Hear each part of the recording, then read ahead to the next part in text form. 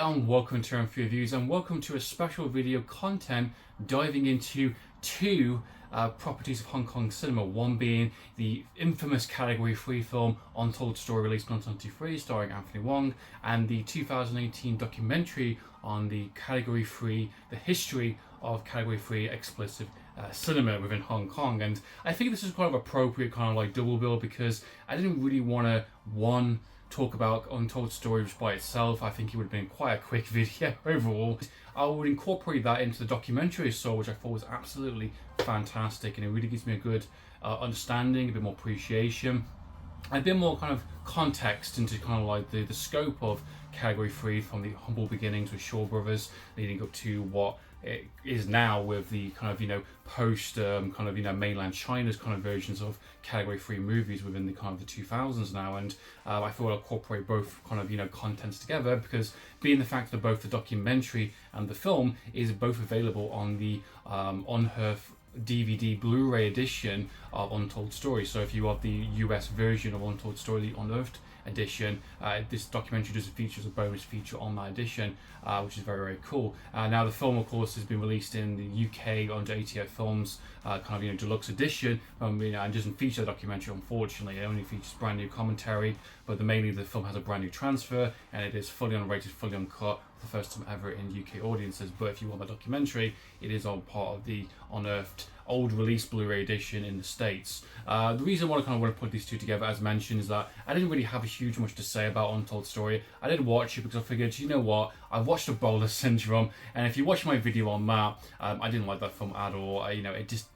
Wasn't my thing. It wasn't my tempo, as they would say in Whiplash. It just didn't do anything for me. There's different forms of Category 3, and that's something that I really did appreciate in the documentary, exploring and talking about some of these movies, is that some are very hit and miss. And if you've been watching my channel for quite some time, I have talked about quite a few Category 3 movies on the channel, and my perspective and my opinion has changed and altered over the course of the couple of years doing this kind of channel and reviewing more movies and exploring different types of kind of Hong Kong cinema, and really getting an understanding of my appreciation for some of those movies, and knowing what I enjoy and what I don't enjoy. And I think that's always something that I've molded, and the more I've kind of watched more comedies or more kind of action movies or kind of wushu movies or more Category 3 movies, I've formed my taste over the years based on that. And some I've gone back to and been very wrong of, and some I've very dismissed very incorrectly, and some that I've absolutely was bang on the money. Some I just don't really enjoy or don't get, or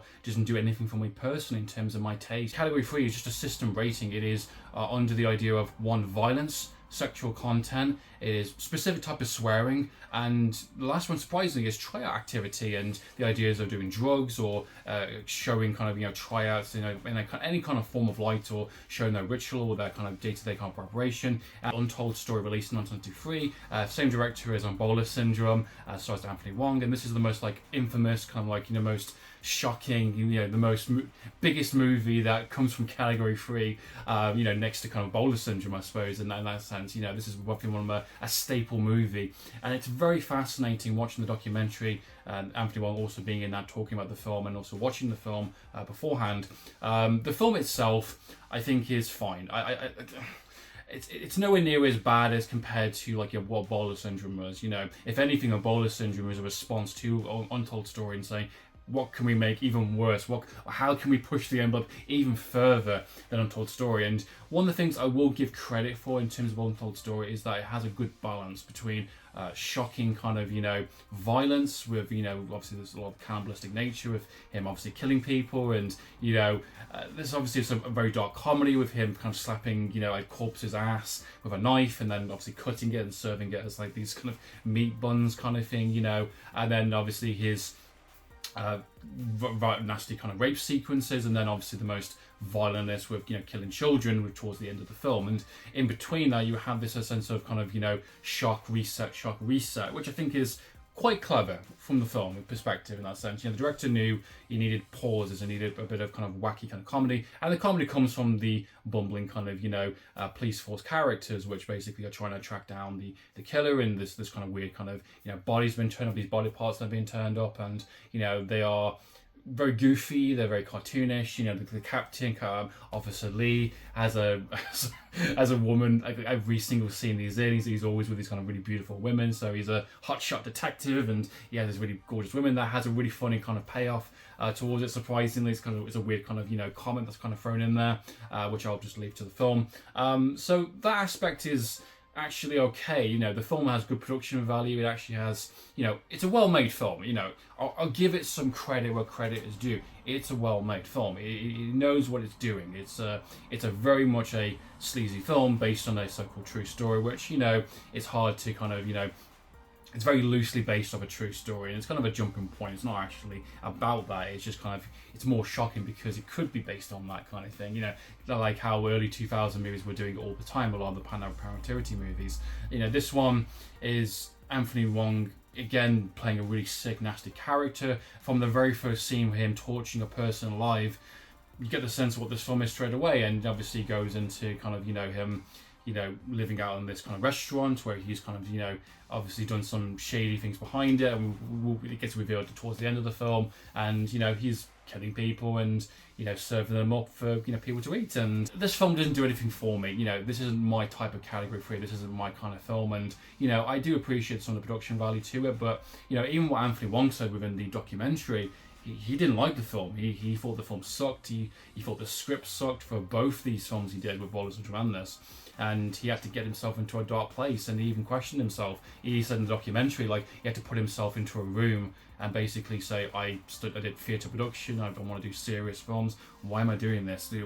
I'm about to kill kids, you know, as a grand finale bit in my movie, and, you know, what the fuck am I doing here? You know, and he had to put himself in that headspace. And he even said he put his anger and frustration because he signed the contract before knowing what these scripts were. So he's a guy in this late portion of his career doing these really nasty movies, and he surprised even himself watching the documentary that he won an Oscar, he won an award for the film, and he doesn't know why. Is this a joke? You know, why am I being celebrated with a film that I did not enjoy making at all, or a character that I thought was so despicable? But to Andy Wong's credit, and I will give him a lot of credit in both movies, he puts himself in that mind space really well, and he borderlines between that kind of sadistic kind of, you know, maniac kind of character and parody. And the thing is that with some of these characters, you could go full on parody, weird, crazy, kind of lunatic kind of ways, and it just comes unbelievable. But to put yourself in a headspace and portray it in a very kind of serious way, in a sense, and be believable, you know, and I believe that he is this character in both those movies, even in this one as well. You know, it's a good performance to some extent, you know, whether he's really putting a lot of frustration, anger, like he said in the documentary, you know, whatever he did to get himself in that mind space, he did a really good job. And, you know, he's infamous and an icon for category 3 and for a lot of kind of, you know, movies on his career, and he kind of launched him into different types of movies, other category 3s, and obviously fantastic thrillers alongside within the Infernal Affairs, and obviously in Exiled and things like that with a lot of the Giant Toe films.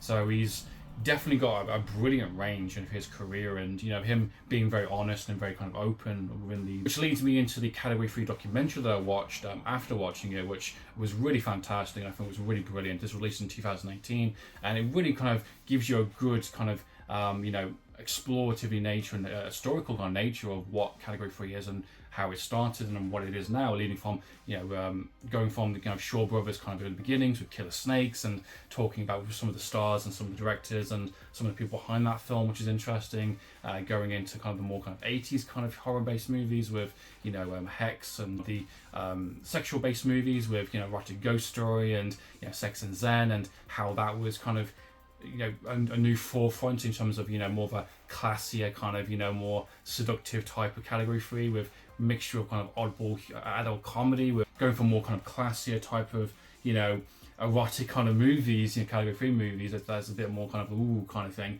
to more horror based and more fantasy based with, you know, with you know, Exotic Ghost Story, and obviously with Sex and Zen 2 being quite a big one, which I did quite enjoy that one. I actually thought that was quite good, and that's something my appreciation for that type of movie comes into play. And then that leads into FIFA Erotica, which I do actually have on the shelf on there, which is very much a meta film about category 3 and about kind of how the making of it, and, you know, what the audience wants versus what makes money and that kind of thing. So it definitely kind of tackles a lot of different kind of decades of kind of category 3 leading into kind of, you know, the peak of it. With the documentary talks about this idea of kind of, you know, after 1997 with the handover kind of thing, going into kind of mainland China, how that kind of all stopped and all changed, and this idea of kind of, you know, the late 80s, early 90s was basically booming within Hong Kong cinema, which is absolutely correct, because there's so many great movies within Hong Kong cinema, whether it's category 3 or not. That's just, it's fantastic. There's some brilliant movies, and after 1997 the landscape of kind of, you know, Hong Kong cinema definitely changed with going into mainland China. And, you know, if you want to make a category 3 film, you can, but it won't be shown in kind of mainland China, which is really shocking. And, you know, the viewpoint of movie making and, you know, directors kind of, you know, artistic kind of vision was being compromised or being altered, and, you know, starting to get very different types of movies. And then category 3 became more about, you know, labeling on to kind of trial based movies with Election 1 and 2 and Drug War, which I have discussed on the channel already, which is quite fascinating. This idea of you can't show kind of tryout kind of activity, which even some of the actors and directors talk about in the documentary. This idea of, well, it never was an issue before, why has it become a category 3 rating now? Which, it's idea of controlling the narrative, and this idea of, you know, China not putting a category 3 type label on anything. They just have a set of rules that are very much in flux, and very much kind of, you know, the rules are not set, so there's nothing to bend or kind of alter or just to get hit that limit. It's kind of a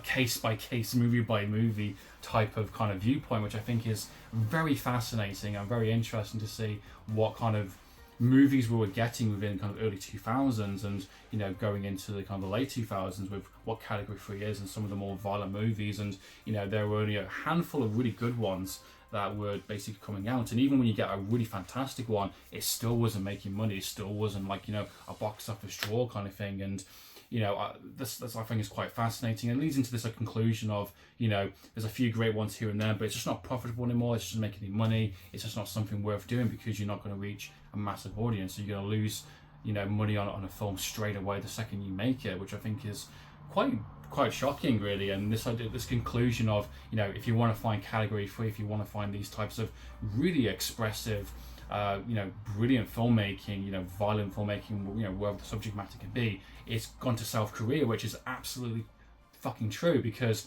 you know, my introduction to kind of foreign cinema was with French-based movies and Korean movies, with Old Boy and I Saw the Devil and, you know, Chaser, you know, some of these really fucking brilliant movies from South Korea that are really, you know, at the forefront of making just any type of movie they really want, you know. And you get some brilliant thrillers, and you get some brilliant kind of horror movies or really creepy movies that don't really have like a restriction on it. You know, it's whatever the movie is, whether it's artistic based movie, whether it's a very violent kind of, you know, serial killer chase movie. You get brilliant performances, brilliant production value, great directors that are really kind of taking the space that people want to see something like this and owning it. And this is something that's kind of, you know, is jumping off from the point of Hong Kong, which don't really provide that kind of service really anymore. Maybe that it's a case of, you know, we don't really crave it as much as we used to, because we have technology now, we have phones, we have internet, and, you know, these movies now are more for like people like myself that are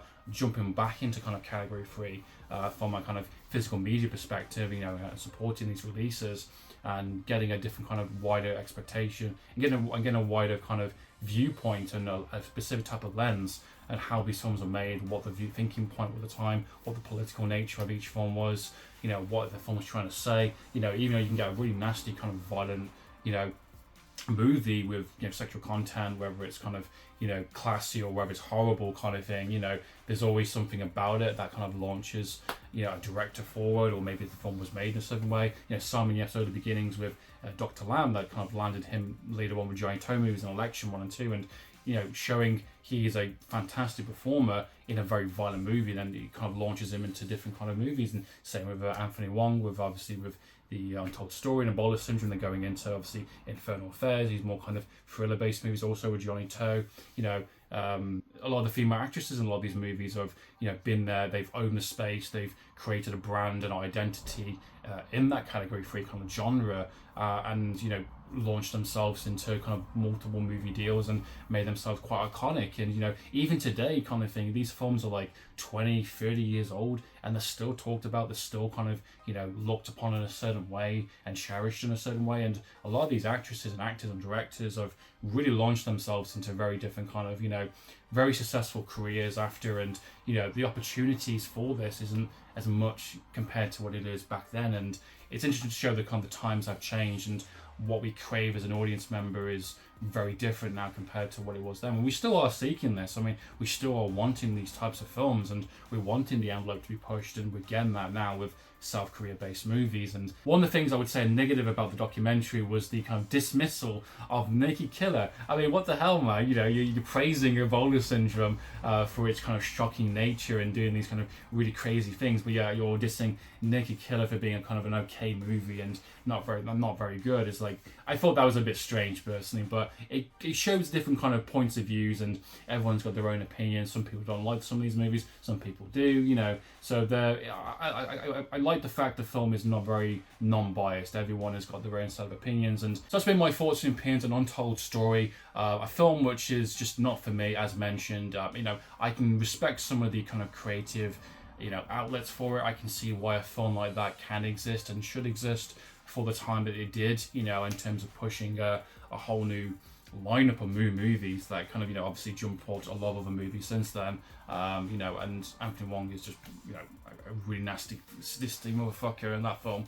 But the documentary also provides some good clarity and some good perspective on, you know, these movies and, you know, what type of category 3 we're getting. And, you know, everyone is different, and, you know, the landscape of these films were altering and changing every couple of years, and, you know, we're pushing the envelope further and further. And, you know, it's nice to see the kind of humble beginnings versus what it's became to now, and what the kind of passing of the torch has sort of happened with category 3. So a brilliant documentary. Absolutely recommend watching the documentary if you get an opportunity. Enjoy watching this video, guys. What are your thoughts and opinions on Untold Story? What are your thoughts and opinions on the documentary? And what are your thoughts on category 3 as a general? I'd love to know your thoughts and opinions, guys. Please comment down below. So in the meantime, guys, I'm for the reviews. Signing out.